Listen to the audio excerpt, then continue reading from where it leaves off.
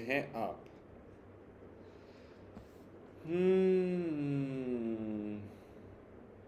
क्या चल रहा है भाई? तो मेरे दोस्तों, कैसे हो भाई? इसे सेट कर देता हूँ जल्दी से। तो हाँ मेरे दोस्तों, तो कैसे हो भाई आप सब? आई होप यार आप सब बहुत बढ़िया होगे, फिजिकली मेंटली दोनों, है ना? और अपने आने वाले एग्ज़ाम के लिए बढ़िया तरीके से अपना काम कर रहे होगे, है ना भाई? कर रहा होगा तो बहुत बढ़िया बात है। तो ये सीरीज़ मैं आपके रिवीजन के लिए लाया हूँ, आपकी रिवीजन में हेल्प कराने के लिए कुछ ऐसे टॉपिक्स जो थोड़ा एक्सप्लिटेशन डिमांड करते हैं और जो हाई प्रोबेबिलिटी हैं। अब इस सीरीज़ में से कुछ आपने पहले से नहीं करा तो बहुत ही ज़रूरी नहीं है उसे करना, क्योंकि ये रिवीजन सीरीज़ है, कुछ नया आपको करना ही नहीं है इस टाइम पे। 10-15 दिन रह गए हैं, आप आज 1 अप्रैल है, तो कुछ नया नहीं करना, बस रिवीजन के लिए सीरीज़ को यूज़ करना है, ठीक है? मैंने पहले भी वीडियोस बनाई हुई हैं, वो मैंने पिछली वीडियोस में भी लिंक नीचे डाला हुआ है कि इस टाइम पे क्या क्या प्रायोरिटाइज करना है, वो वीडियो देख सकते हैं। बट स्टिल मैं जल्दी से बता देता हूँ, ज़रूरी नहीं है सीरीज़ में जो है वही प्रायोरिटाइज करना है।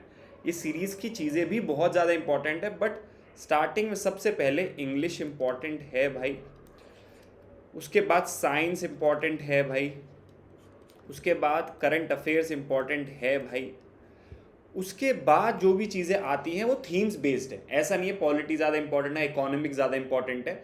हर सब्जेक्ट की कुछ थीम्स होती हैं जहाँ से आते हैं क्वेश्चंस, वो मैं इस सीरीज़ में ऐसी कुछ थीम्स ही उठा रहा हूँ। जैसे कि आपका मैं बताऊँ तो आजकल पीरियोडिक लेबर फोर्स सर्वे पूछा जा रहा है, या फिर लेबर फोर्स सर्वे बोलूँ, एनुअल जो भी आया है, तो पिछले साल भी पूछा गया था और सीडीएस में और यूपीएससी में पूछा जाता है, तो वो थोड़ा इंपॉर्टेंट है, वो मैंने पिछली वीडियो में कराया। ऐसे ही कुछ टॉपिक्स है ना।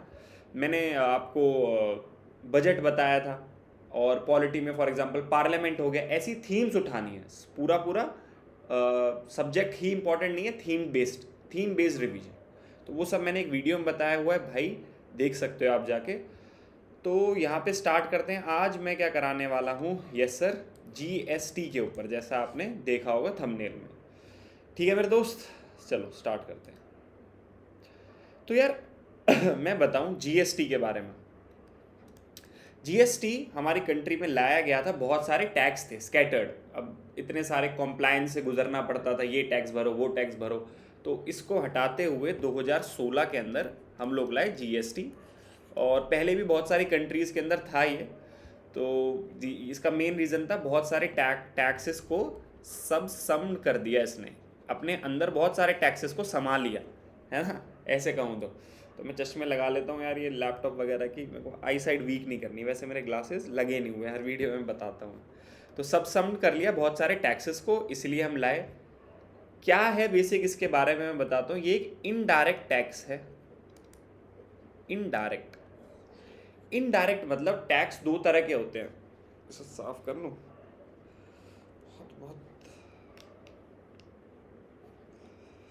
साफ कर लेता हूँ एक बार भाई, कोई दिक्कत तो नहीं होनी चाहिए।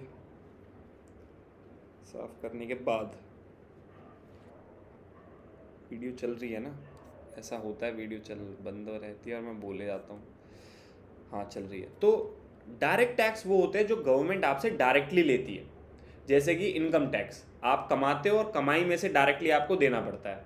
इनडायरेक्ट टैक्सेस, जैसे आपने एक बिस्किट खरीदा, है ना, बिस्किट के आपने पैसे दिए, टैक्स नहीं दिया, बट उस बिस्किट के पैसों में टैक्स इन्वॉल्व है ना, टैक्स इन्वॉल्व होता है, उसको बोलते हैं इनडायरेक्ट टैक्स, कि आपसे डायरेक्टली ना लेके इनडायरेक्टली धोखा करा जा रहा है।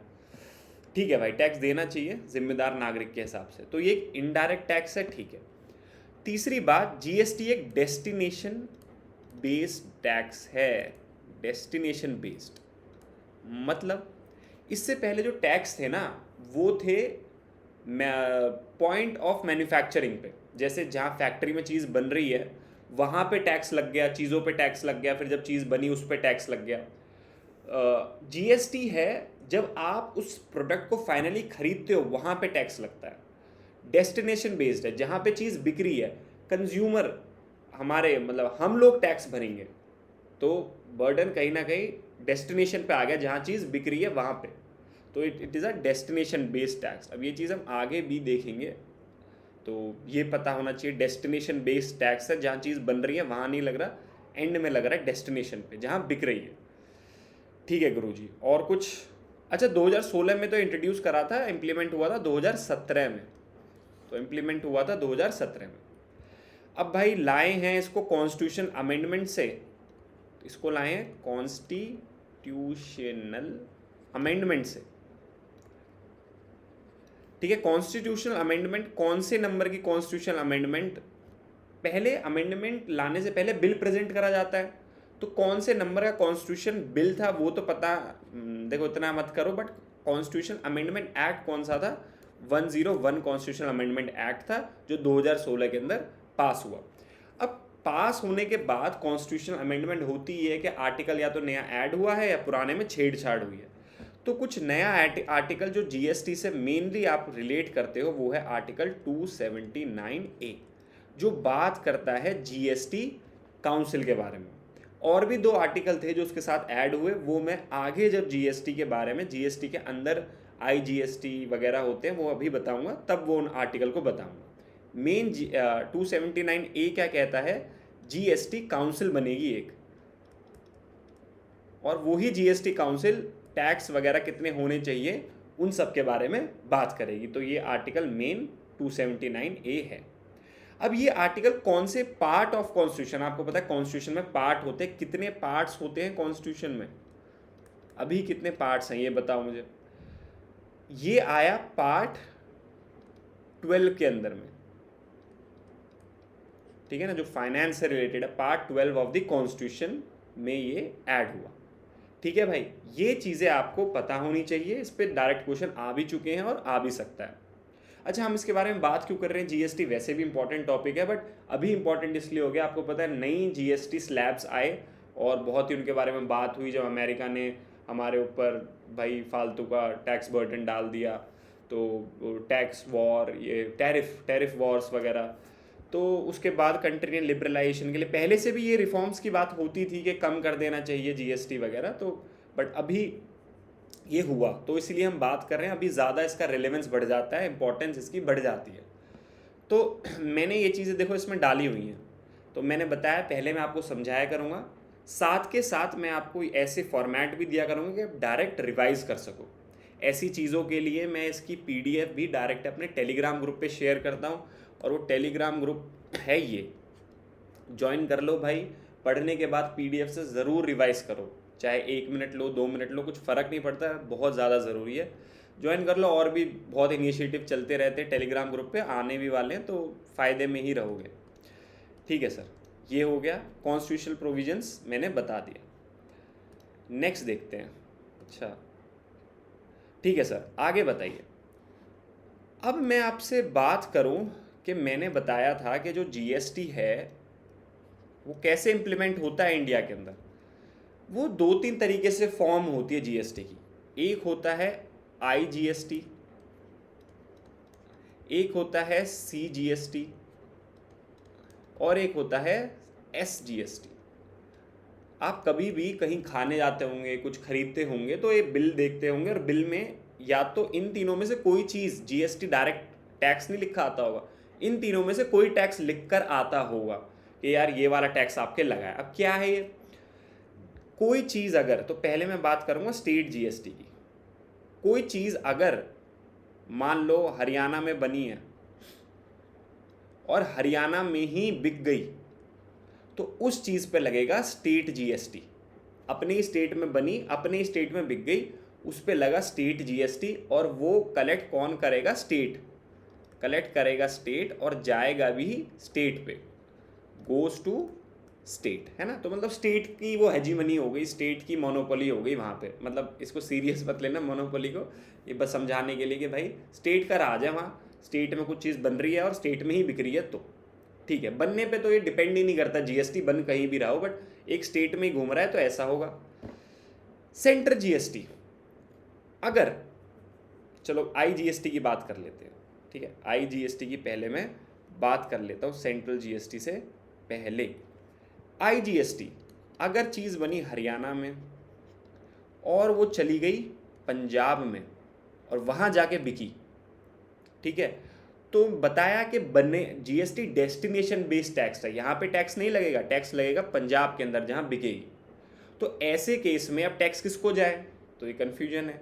तो इसमें केस में लगेगा आईजीएसटी, इंटरस्टेट जीएसटी लगेगा इसके अंदर, ठीक है। अब इंटरस्टेट जीएसटी जाता किसको है, सेंटर को। कलेक्ट कौन करता है, सॉरी, सेंटर कलेक्ट करता है, सेंटर। और इसी कलेक्शन में से कुछ चला जाता है सेंटर के पास, जिसको हम बोलते हैं सीजीएसटी। सेंटर उसको, जो भी सेंटर का सीन है, सेंटर उसको कुछ सेंटर ले लेती है और कुछ चला जाता है स्टेट के पास, जिस स्टेट में वो बिका है, ठीक है दोस्त। तो तीनों चीज़ मैंने बता दी कि सेंटर स्टेट जीएसटी, वहीं स्टेट के अंदर ही कोई चीज़ हुई है तो स्टेट ही कलेक्ट करेगा, स्टेट पे ही जाएगा। इंटर स्टेट जीएसटी, जब एक स्टेट में चीज़ बनी दूसरे स्टेट में जाके बिकी, एक स्टेट से दूसरे स्टेट क्रॉस करा, वो कलेक्ट करेगा सेंटर, और सेंटर उसमें से कुछ अपना हिस्सा रखेगा सेंट्रल जीएसटी के नाम पे और कुछ भेज देगा स्टेट को, ठीक है सर, ये भी बहुत बढ़िया, इस पर बजा दो ताली, ठीक है। तो ये तीनों जीएसटी मैंने आपको बता दिया। अब इन्हीं के ऊपर मैंने बताया था कि एक तो आपका आर्टिकल है 279 जीएसटी काउंसिल, इन तीनों जीएसटी के लिए भी आर्टिकल ऐड हुए। This is for provision for centre and state, देखो दोनों का था जो मैंने बताया, ये वाला inter state, this is for inter state simultaneous power to centre and state, दोनों वाली, मतलब सेंट्रल जीएसटी दोनों और स्टेट जीएसटी दोनों के लिए। 269A है इंटर स्टेट के लिए, और 279 पता ही आप, तो 246 वाला हो गया central GST and state GST, ये हो गया इंटर जीएसटी के लिए, और ये आपको बता ही दिया है मैंने। तो ये आर्टिकल्स बिल्कुल भाई पूछे जाएंगे, मेरे ऊपर तो नहीं आ रहा, कोई नहीं, मैं बिल्कुल पूछे जाएंगे, और इनका भाई बिल्कुल ही बिल्कुल ध्यान रखना है तेरे को भाई, ठीक है। आगे देखते हैं, तो ये टेलीग्राम ग्रुप ज्वाइन कर ही लो, फ़ायदा ही रहेगा। जीएसटी काउंसिल के बारे में, जीएसटी काउंसिल के बारे में मैं कुछ चीज़ अगर बताऊं आपको, 279 इस 279A बोलता है इसके बारे में कि भाई जीएसटी काउंसिल बननी चाहिए। तो इसका जो हेड होता है, फिर हेड या फिर चेयरमैन, तो ऑब्वियसली बड़ा आसान है यार। टॉप मोस्ट अथॉरिटी कौन है फाइनेंसेस में, मिनिस्ट्री फाइनेंस मिनिस्टर, ठीक है भाई। चेयर ये हो गया। मेंबर्स कौन कौन है इसके, एक तो मिनिस्टर ऑफ स्टेट। अब आपको पता है कि कैबिनेट मिनिस्ट्री के अंदर एक तो मेन पोर्टफोलियो का मिनिस्टर होता है, फाइनेंस का, डिफेंस का, और उसी के अंडर एक मिनिस्टर ऑफ स्टेट भी होता है, minister of state of finance, ठीक है, मतलब इनके जूनियर वाला बंदा। और कौन होंगे members, and all states finance ministers and UTs. कौन सी यूटीज के होंगे, जिस यूटी में काउंसिल है, लेजिस्लेटिव काउंसिल है, लेजिस्लेटिव असेंबली है, ठीक है, उन यूटीज के भी मिनिस्टर होंगे। मतलब जहां जहां फाइनेंस मिनिस्टर या फिर उनके रिप्रेजेंटेटिव आते हैं, अवेलेबल हैं, वहां पे होंगे। तो यूटीज जिसके अंदर लेजिस्लेटिव काउंसिल, लेजिस्लेटिव असेंबली या फिर मतलब इलेक्शन होते हैं जहाँ है, अगर तो वहाँ पे फाइनेंस मिनिस्टर भी होगा तो वो भी आते हैं। तो नॉर्मल सी बात है, हेड है फाइनेंस मिनिस्टर, मेंबर हैं उनके चेले जो कि है मिनिस्टर ऑफ स्टेट, और सारी स्टेट्स के फाइनेंस मिनिस्टर या उनके रिप्रेजेंटेटिव। स्टेट के साथ साथ वो यूटीज़ जहाँ इलेक्शन होते हैं, मतलब जहाँ फाइनेंस मिनिस्टर की जगह है, वो लोग भी आते हैं। वो कौन कौन सी है, दिल्ली और पुडुचेरी और जम्मू कश्मीर भी है। अब यहाँ से मैं आपको जल्दी बता दूंगा, लिखने में टाइम वेस्ट होता है, तो मैंने कॉम्पोजिशन बता दी आपको। वोटिंग स्ट्रक्चर क्या है, कोई भी डिसीजन लिया जाता है जीएसटी काउंसिल में, क्या क्या डिसीजन लिए जाते हैं, पहले तो फंक्शंस देख लो कि भाई टैक्स स्लैब्स क्या होने चाहिए, किस चीज़ पे कितना टैक्स लगना चाहिए, प्लस डिस्प्यूट्स भी वहाँ पे सेटल करे जाते हैं। सेंटर स्टेट में कोई डिस्प्यूट है किसी और चीज़ में, तो जीएसटी लॉस के बारे में बात करती है, डिस्प्यूट्स के बारे में बात करते हैं। कोई भी डिसीजन लिया जाता है मेजॉरिटी वोटिंग से, 75% की मेजॉरिटी होनी चाहिए। अब मेजॉरिटी, अब किस पे कितनी पावर है? सेंट्रल गवर्नमेंट पे पावर है 1/3 और बाकी वेटेज है ऑल स्टेट्स की मिला के 2/3। तो हम कह सकते हैं it is proportionally divided, power is proportionally divided. ऐसा नहीं है कि सेंटर पे सारी पावर है। तो ऐसा एक स्टेटमेंट आ सकती है आपके ऊपर, मेरे ऊपर ज़्यादा तो नहीं आ रहा, चलो आप पे एक स्टेटमेंट आ सकती है कि पावर कैसी है, तो आप कहोगे प्रोपोर्शनली डिवाइडेड है, क्योंकि दिख रहा है सेंटर पे पावर 1/3 है, स्टेट्स पे मिला के उनसे ज़्यादा है, मतलब जिस पे जो मेंबरशिप जिनकी ज़्यादा है उन पे ज़्यादा पावर है। तो बढ़िया बात है, ये डेमोक्रेसी फॉलो हो रही है भाई, बीजेपी डेमोक्रेसी फॉलो कर रही है। अब डिसीजन लिए जाते हैं 75% वोटेज होनी चाहिए, 75% मतलब 2/3 वोटेज के अराउंड होना चाहिए कम से कम बात, ठीक है। 2/3 से भी ज़्यादा, सॉरी 2/3 नहीं, 2/3 से भी ज़्यादा।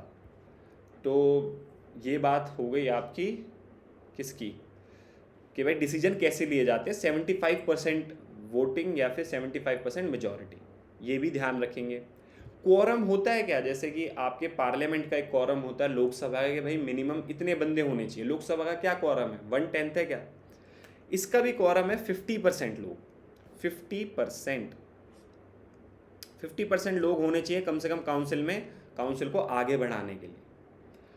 नेचर ऑफ रिकमेंडेशन क्या है? नेचर ऑफ रिकमेंडेशन मतलब काउंसिल ने कोई बात बोली कि हमारा डिसीजन ये है, तो क्या वो बात पूरी पूरी मान ली जाएगी? जो बात बोल रहे हैं उस बात का रिलेवेंस क्या है? ऐसा आप लोगों को लगेगा कि हाँ वो बात ही सही है जो बोलेंगे, होता तो यही है, कोई गवर्नमेंट का गेम है, गवर्नमेंट ही करती है। बट सुप्रीम कोर्ट में एक 2023 की जजमेंट थी, उसने बोला था, उसमें पता चला था कि इसकी जो रिकमेंडेशंस होती हैं वो they are recommendatory in nature, are not binding. ये ध्यान रखना भाई, इसमें फंसा सकता है आपको। सुप्रीम कोर्ट की जजमेंट में था ऐसा कुछ कि इसकी जो रिकमेंडेशन है वो बाइंडिंग नहीं है, ऐसा नहीं है इन्होंने बोला और यही होगा, चेंज भी हो सकता है। तो ये चीज़ ध्यान रखना, ये सारी बातें पता होनी चाहिए, ठीक है गुरुजी। आगे बताइए। अब मैंने बोला था कि जीएसटी के अंदर बहुत सारे टैक्सेस आते हैं, सब समड है। जैसे कि वो पहले था भाई वैट था, एक्साइज था, ठीक है, और आपका सर्विस टैक्स था, ऐसे कुछ टैक्स थे बड़े बड़े, बहुत सारे थे। तो इस सब को हटा के जीएसटी आ गया। बट आज भी कुछ टैक्सेस हैं जो जीएसटी के अलावा लगते हैं। सिर्फ जीएसटी एक टैक्स नहीं है कंट्री में, लगते हैं कहीं बहुत टैक्सेस। जैसे कि एक्साइज टैक्स लगता है किस पे? पेट्रोलियम प्रोडक्ट्स, पेट्रोलियम प्रोडक्ट्स पे लगता है। किस किस पे? पेट्रोल पे लगता है, डीजल पे लगता है, क्रूड ऑयल जो कच्चा तेल आता है उस पे लगता है, आपका एविएशन ऑयल्स पे लगता है। आगे सारा मैंने पीडीएफ उसमें डाला हुआ है टेबल में, तो इसलिए मैं लिख नहीं रहा। और भाई आपका ना ये नेचुरल गैस पे भी लगता है एक्साइज, आज तक इन चीज़ों पे लगता ही लगता है। और कौन सा टैक्स है जो लगता है किसी चीज़ों पे? जैसे कि एल्कोहल फॉर ह्यूमंस, आपने देखा था ना वो दिल्ली अल्कोहल वाला केस, जिसमें अरविंद केजरीवाल जी के साथ क्या क्या हुआ। तो उसी पे तो था कि स्टेट पे ही डिपेंड होता है एक्साइज ड्यूटी अल्कोहल की, स्टेट पे ही जाती है, मतलब वैट लगता है शायद, एक्साइज या वैट लगता है, एक्साइज ही लगती है अल्कोहल फॉर ह्यूमंस। इस पे भी जीएसटी नहीं लगती, इस पे भी एक्साइज लगती है स्टेट की, मतलब स्टेट के पास पैसा जाता है जो दारू जितनी भी बिकती है। तभी सारी स्टेट कहती है कि भाई गुजरात बेचारे के साथ सही नहीं हो रहा है ना। और क्या क्या है? और आपका एक स्टैंप ड्यूटी हो गया। स्टैंप ड्यूटी, जब भी कोई ज़मीन वगैरह बिकती है कहीं पे, वहाँ पे एक स्टैंप ड्यूटी लगती है, वो भी स्टेट के पास जाती है। ये हो गया बेसिकली, ये सारे। एक इलेक्ट्रिसिटी ड्यूटी हो गया, वो भी इतना ध्यान रखने की ज़रूरत नहीं है। बट ये पेट्रोलियम प्रोडक्ट्स वगैरह ध्यान रखना है कि आज भी लगते हैं, जीएसटी में नहीं हुए। तो ये सारे मैंने डाले हुए हैं इसमें, देखो petroleum products, diesel, ATF aviation fuel है, crude oil, alcohol, basic custom duty. Basic custom duty मतलब इंपोर्ट जो भी चीज़ें होती हैं, तो इंपोर्ट पे आज भी कस्टम ड्यूटी लगती है, ट्रेड प्रोटेक्शन वगैरह के लिए। इंपोर्ट, कोई चीज़ बाहर से इंपोर्ट करोगे तो आज भी लगेगी कस्टम ड्यूटी। स्टैंप ड्यूटी लगती है। तो ये सारी चीज़ें ध्यान रखना, क्वेश्चन बने भी हैं और बनने के चांसेस हैं भी आगे। तो मैं थोड़ा सा कवर कर रहा हूँ, बट PDF में सब कुछ है। ठीक है गुरुजी, आगे बताइए सर क्या है। आगे मैं बात करूँगा जो मेन जिसलिए हम बात कर रहे हैं वो है न्यू GST रेजीम की। अब न्यू GST रेजीम आई आपका पिछले साल 2025 सितंबर में। नवरात्रे थे उस टाइम पे, दीपावली वाले नवरात्रे थे, तो उस टाइम पे दशहरा के टाइम पे ये इम्प्लीमेंट हुई। हुआ क्या, अर्लियर हमारे पास कितने टैक्सेस थे?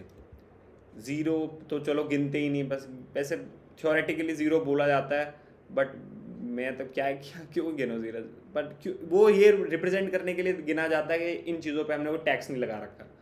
तो फिर भी 0, 5, 12, 18 और 28 ये परसेंट था पहले GST का। कुछ का अलग अलग चीज़ें इन ब्रैकेट्स में फॉल करती थी। अभी क्या हुआ, अभी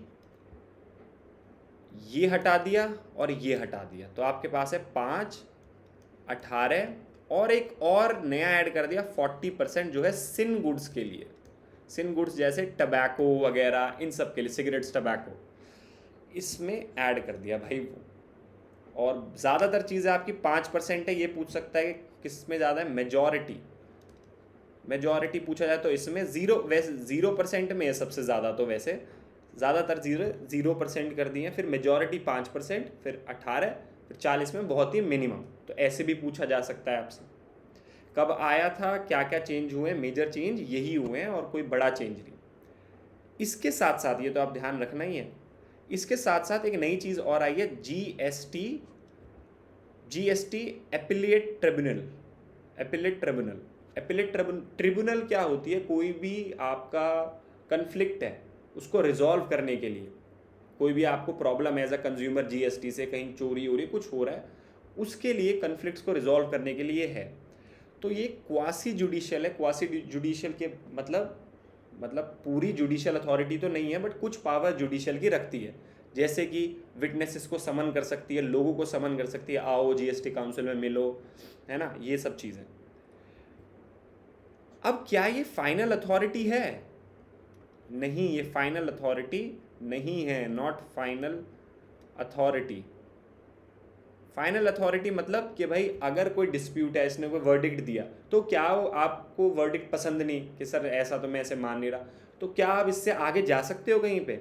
या फिर यही फाइनल अथॉरिटी थी, इसका वर्डिक्ट तो मतलब पत्थर की लकीर हो गया, है ना? नहीं, आप सुप्रीम कोर्ट पे फिर भी जा सकते हो, पहले हाई कोर्ट फिर सुप्रीम कोर्ट। तो फाइनल अथॉरिटी ज़्यादातर हमारी कंट्री में सुप्रीम कोर्ट ही रहती है, क्योंकि अगर ये फाइनल अथॉरिटी बना दी तो क्या पता आप इसकी वर्डिक्ट से खुश ना हो के अब आप आगे कहीं अपील ही नहीं कर सकते।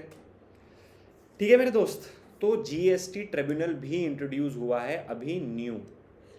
अगर तेरे को कोई प्रॉब्लम है GST से तो अपना यहाँ पे फाइलिंग कर सकते हो। ठीक है सर, इसके साथ साथ अब मैं बात करूँगा कि आपके पहले के क्वेश्चंस कुछ इस तरीके से भी आए हुए हैं कि GST में एग्जेम्पशंस, मैंने टैक्सेस में एग्जेम्पशंस देखे कि आज भी एक्साइज लगता है, कस्टम लगता है, बट फूड वगैरह एग्जेम्पशंस तो नहीं बोलूँगा कि GST किस किस चीज़ों पे लग रही है या नहीं।